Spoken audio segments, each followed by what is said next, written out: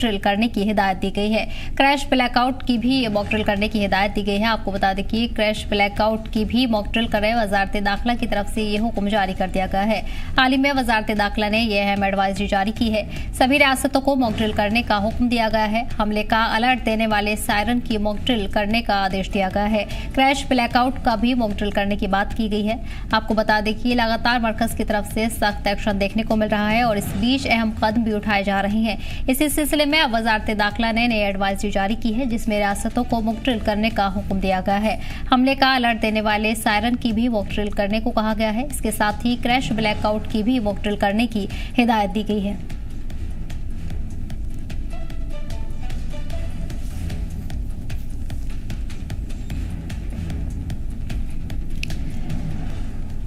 वजारत दाखिला से मिली हिदायत के मुताबिक मॉक ड्रिल का सिलसिला शुरू हो गया है। इसी कड़ी में कुपवाड़ा पुलिस की तरफ से हंदवाड़ा में एक मॉक ड्रिल का इनेकाद किया गया। डिस्ट्रिक्ट पुलिस लाइन हंदवाड़ा में इस मॉक ड्रिल का इनेकाद किया गया। इसका मकसद इलाके में लॉ एंड ऑर्डर को मेंटेन रखना है। इस मॉक ड्रिल में हंदवाड़ा पुलिस और सीआरपीएफ की 92वीं बटालियन ने भी शिरकत की।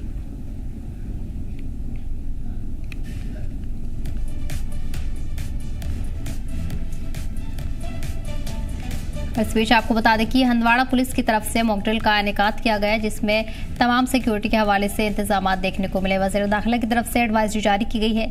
इसी सिलसिले में कुपवाड़ा में मॉक ड्रिल का इनेकाद किया गया, जिसमें तमाम अफसरान भी मौजूद रहे। आपको बता दें कि इसी कड़ी में कुपवाड़ा पुलिस की तरफ से हंदवाड़ा में मॉक ड्रिल का इनेकाद किया गया। डिस्ट्रिक्ट पुलिस लाइन हंदवाड़ा में इस मॉक ड्रिल का इनेकाद हुआ है। इसका मकसद इलाके में लॉ एंड ऑर्डर को मेंटेन रखना है। इस मॉक ड्रिल में हंदवाड़ा पुलिस और सीआरपीएफ की बटालियन मौजूद रही।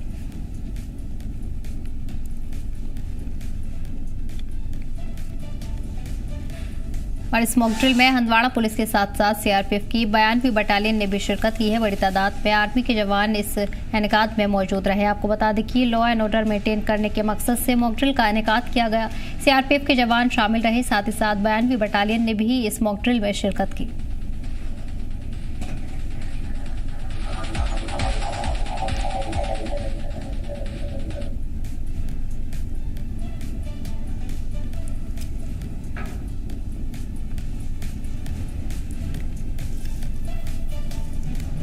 इस बीच आपको बता दें कि वजारत दाखिला की तरफ से अहम एडवाइजरी जारी की गई है और इसी सिलसिले में कुपवाड़ा में मॉक ड्रिल का इनेकाद भी किया गया। से आर्मी के अफसरान इस मौके पर मौजूद रहे, साथ ही साथ 92वीं बटालियन ने भी इस मौके पर शिरकत की है।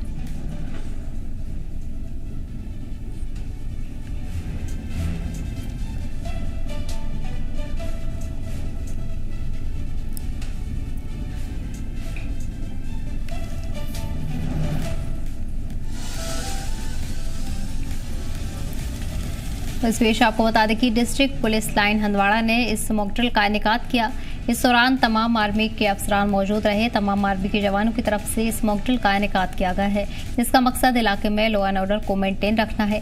इस मॉक ड्रिल में हंदवाड़ा पुलिस और सीआरपीएफ की 92वीं बटालियन ने भी शिरकत की। तमाम अफसरान इस मौके पर मौजूद रहे। साथ ही साथ आपको बता दें कि वजारत दाखिला की तरफ से भी ये अहम एडवाइजरी जारी की गई है, जहाँ रियासतों को मॉक ड्रिल करने की हिदायत दी गई है। इसी सिलसिले में कुपवाड़ा की तरफ से इस मॉक ड्रिल का इनेकाद किया गया।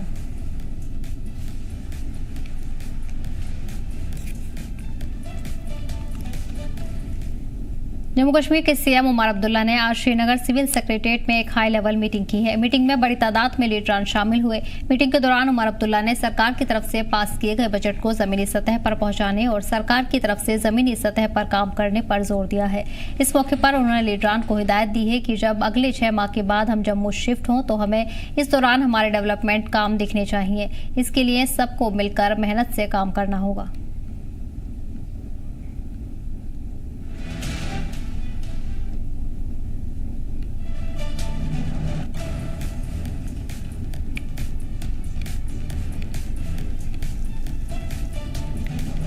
तो वही इस बीच सीएम उमर अब्दुल्ला की तरफ से मीटिंग मुनाकिद की गई है, जिसमें तमाम लीडरान ने शिरकत की। सीएम उमर अब्दुल्ला इस मीटिंग में मौजूद रहे। इस मीटिंग में अगले 6 महीने में काम करने को लेकर गौर किया गया है। बड़ी तब्दीली दिखाने की बात की गई है, जिसमें नेशनल कॉन्फ्रेंस के तमाम लीडरान मीटिंग में शिरकत की है। आपको बता दें कि इस मौके पर सभी को मिलकर काम करने की हिदायत दी गई है।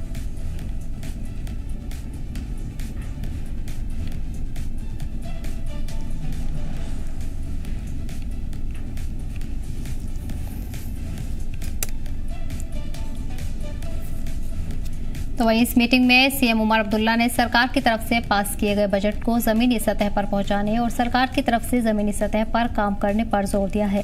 इस मौके पर तमाम लीडरान शामिल रहे। नेशनल कॉन्फ्रेंस के लीडरान ने मीटिंग में शिरकत की है। साथ ही साथ सीएम की तरफ से सभी लीडरान को हिदायत दी गई है कि अब अगले 6 महीने के बाद जम्मू शिफ्ट हो तो हमारे डेवलपमेंट काम दिखने चाहिए। इसके लिए सभी लीडरान को मिलकर मेहनत करनी होगी और आवाम तक अपनी पहुंच बनानी होगी।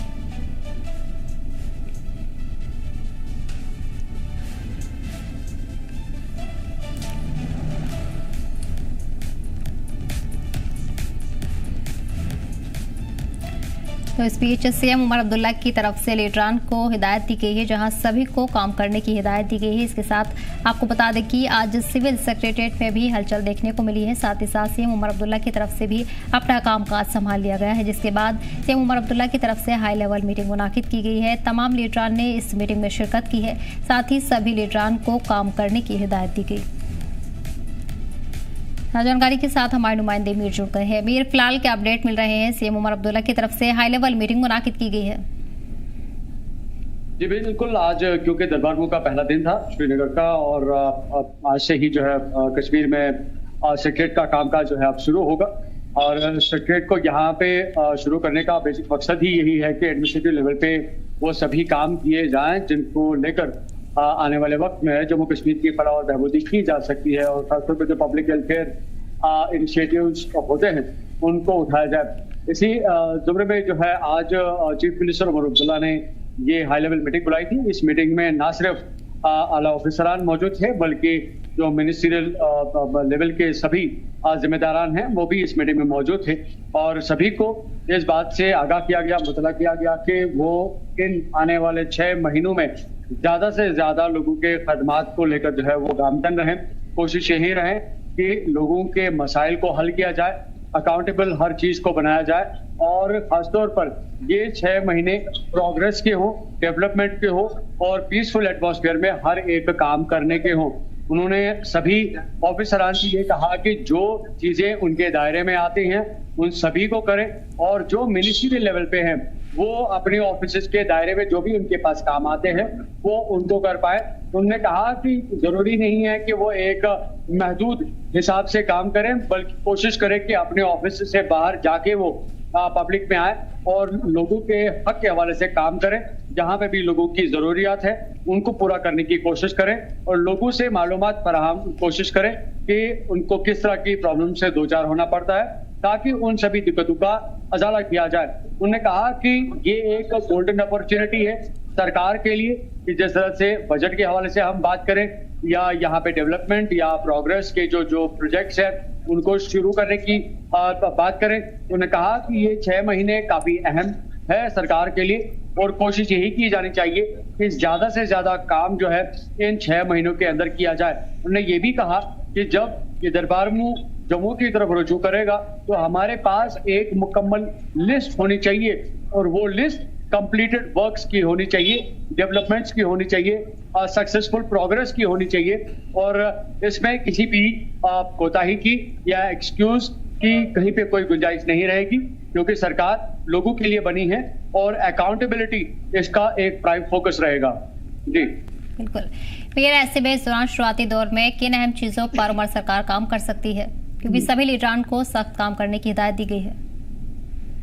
देखिए, अगर हम शुरुआत के दिनों की भी बात करें तो आपने देखा होगा कि जितने भी एमएलए साहिबान हैं वो उन्होंने जैसे ही अपना कामकाज संभाला था तो उन्होंने अपनी प्रेजेंस जो है पब्लिक में दिखाने की कोशिश की थी, क्योंकि जम्मू कश्मीर की अगर हम बात करें तो एक लंबा समय रहा है प्रीवियस टाइम की जब हम बात करते हैं, जिसमें एक वैक्यूम था, पॉलिटिकल रिप्रेजेंटेशन नहीं थी, लोगों की जो कनेक्टिविटी गवर्नमेंट के साथ थी वो काफी तरह कम थी, क्योंकि अगर ऑफिसर्स को अप्रोच किया जाता था तो उसमें एक लंबा समय लग जाता था, क्योंकि एक टेबल पे 10 फाइलें होती थी, तो उन सभी फाइल्स को देखना या उन पे काम करना या उसके बारे में रिसर्च या एनालिसिस करना, उसके बाद उसका एग्जीक्यूशन प्लान करना, उसको ग्राउंड लेवल पे इम्प्लीमेंट करना, वो एक लंबा देरीना मामला था।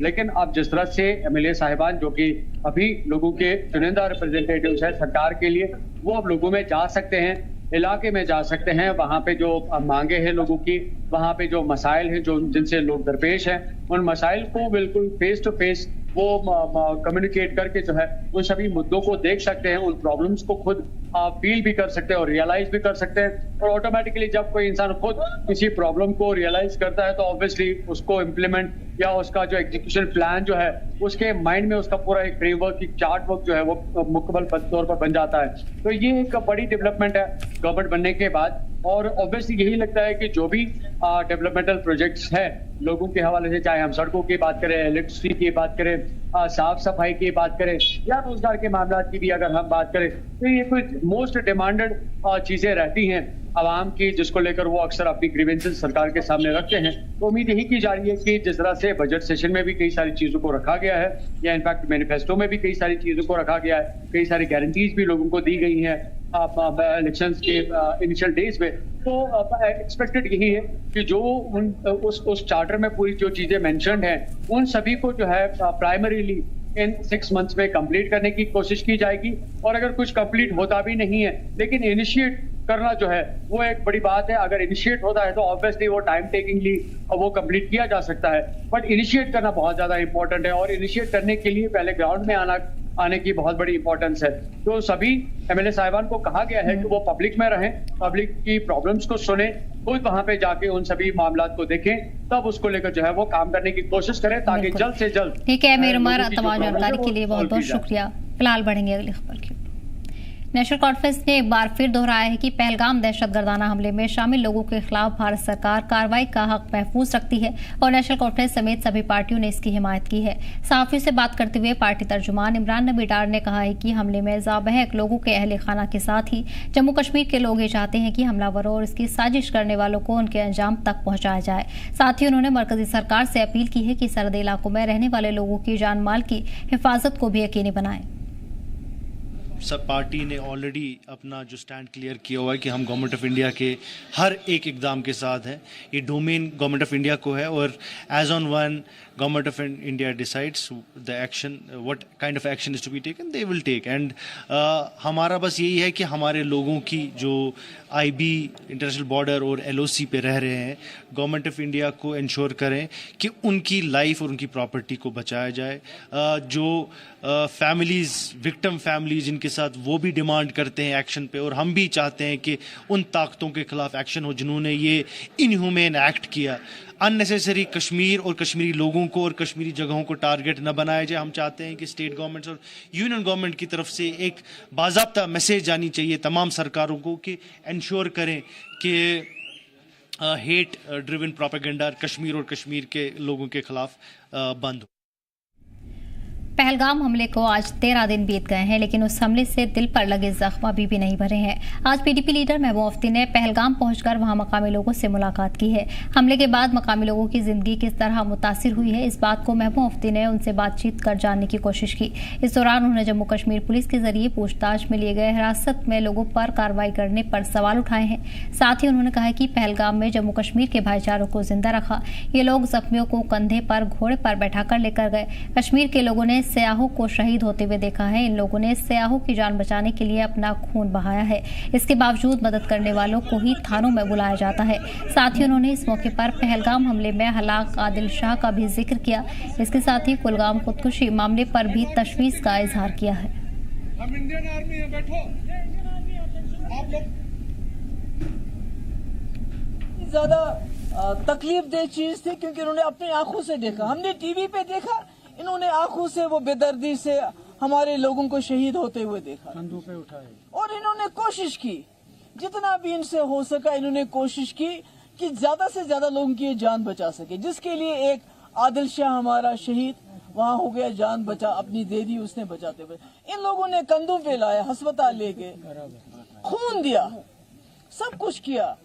मगर आज जो मैं यहाँ सुन रही हूँ, जो मैंने देखा, जो मुझे बताया जाता है कि एक तो ये है कि ये लोग जो वहाँ मजदूरी कर रहे थे, कोई चाय बेच रहा था, कोई शॉल बेच रहा था, कोई दूसरा कोई फोटोग्राफ ले रहा था, उन्हीं लोगों की पकड़ दकड़ है।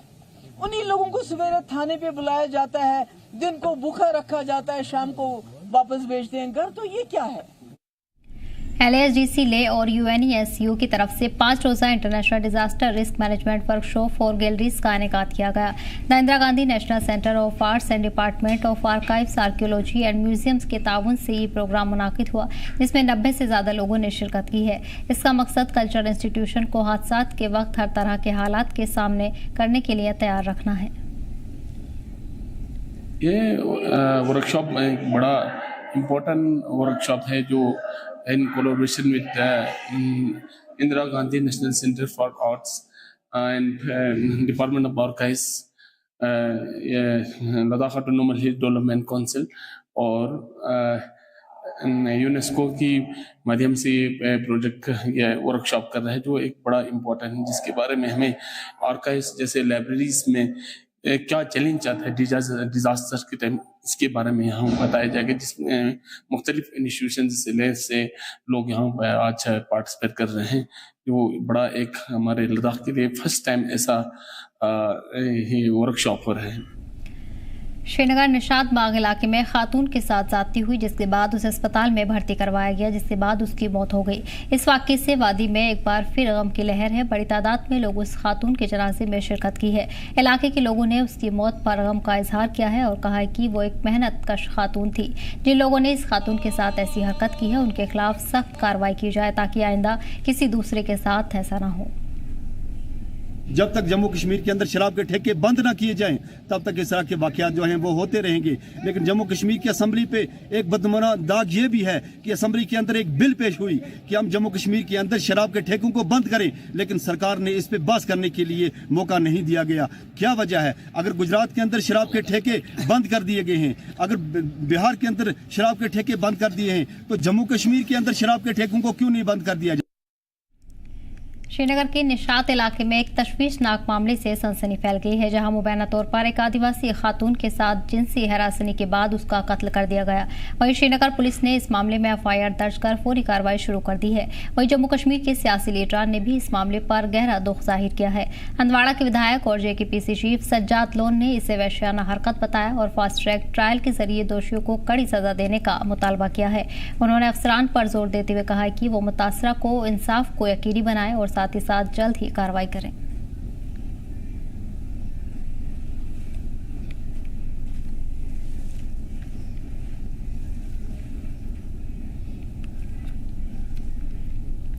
इसके अलावा दीगर सियासी पार्टियों ने भी इस अफसोसनाक सानिए पर सख्त रद्द-ए-अमल का इजहार किया है। इसी कड़ी में जम्मू कश्मीर सेवा की सदर आबिदा वार ने भी खातून की मौत पर अफसोस का इजहार किया और ऐसे मामले पर शदीद तशवीश इजहार करते हुए मुजरिमों को सजाए मौत देने की मांग की है। आज के मुझे लगता है इसकी बहुत ज़्यादा ज़रूरत है, तो मेरी तरफ से भी जितने भी the people who are at the helm of affairs, we really appeal them कि कैपिटल पनिशमेंट जो है वो रखी जाए, ताकि ये जो हादसे हैं और रेप, आप खुद समझ सकते हैं कि जिस बच्ची के साथ या जिस औरत के साथ ऐसा कुछ होता है तो उसकी ज़िंदगी क्या होती है, वो उसका दर्द हमें महसूस होता है।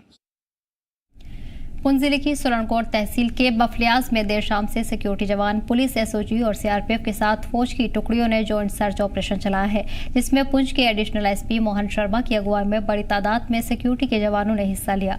गौरतलब है कि कल देर रात को सिक्योरिटी जवानों ने सुरनकोट तहसील के मरकोट इलाके में दहशतगर्दों के ठिकाने का पर्दाफाश किया है और वहां से बड़ी तादाद में हथियार बरामद किए।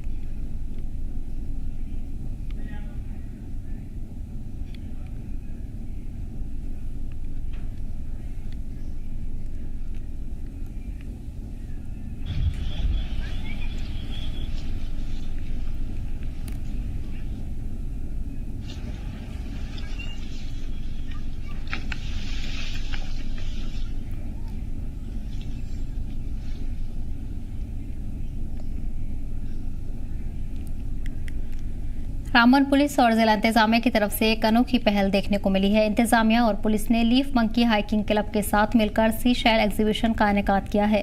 एग्जीबिशन का इफ्तिताह डिप्टी कमिश्नर बशीरुल हक चौधरी के सीनियर अफसरान के साथ मिलकर किया है। प्रोग्राम में लीफ मंकी हाइकिंग क्लब के अरकान ने भी शिरकत की है। इस एग्जीबिशन में बड़ी तादाद में तलबा तालिबात ने शिरकत की। वहीं मीडिया से बात करते हुए डिप्टी कमिश्नर ने कहा है कि एग्जीबिशन का मकसद सिर्फ कुदरती नवादिरात को दिखाना नहीं है, बल्कि नौजवान नस्ल के इल्म को बढ़ाना है। 6th 7th के बच्चे या 5th क्लास के बाद के बच्चे साइंस में ये चीज़ें पढ़ते हैं, ज्योग्राफी में ये चीज़ें पढ़ते हैं, लेकिन आज उसका प्रैक्टिकल भी देख रहे हैं, तो उनके अंदर एक और क्यूरोसिटी जगेगी, एक और जो है उनके अंदर नॉलेज गैदर करने की चीज़ करेगी। और उसके साथ साथ बच्चों का जो है वो एक जो जिसको हम बोलते हैं कि ओवरऑल डेवलपमेंट है, क्योंकि अगर आप देखेंगे तो नेशनल एजुकेशन पॉलिसी जो अभी ऑनरेबल प्राइम मिनिस्टर ने लॉन्च की है, उसका मेन मकसद ही यही है कि बच्चा जो है वो बुक्स तक सीमित ना रहे, बल्कि वो प्रैक्टिकल पार्ट में भी आए, उसको जाने, उसको देखे और उसको कैसे अपने डेली लाइफ में या डे टू डे लाइफ में उसको जो है वो यूज़ करे। तो मुझे लगता है